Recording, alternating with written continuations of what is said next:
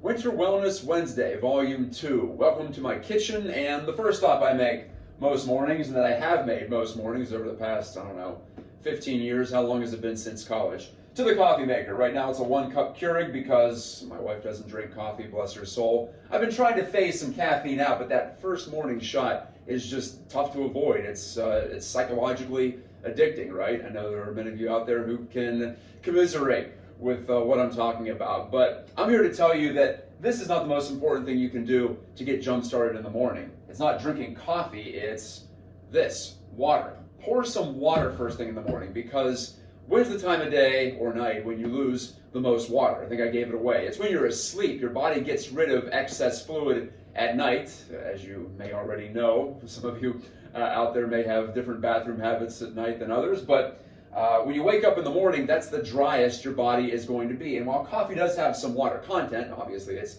made from water, drinking pure H2O is the best way to replenish your cells in your body and in your brain. Here's the twist though, literally.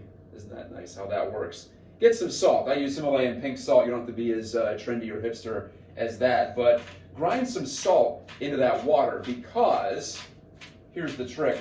The salt is going to allow your body to hold on to that water. You don't have to make it taste like seawater or anything, but give yourself a little bit of sodium in there, and then the water is going to pack more of a punch. Like I said, you don't have to give up the coffee, and despite some best efforts, I haven't been able to do that just yet. But in this time of the year, the driest time of the year, you feel it in your skin. I feel it throughout my body, honestly, and I really feel it in a positive way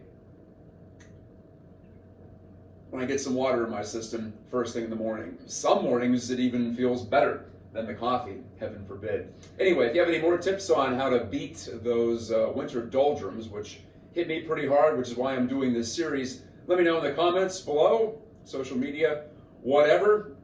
Talk to you next time on Winter Wellness Wednesday.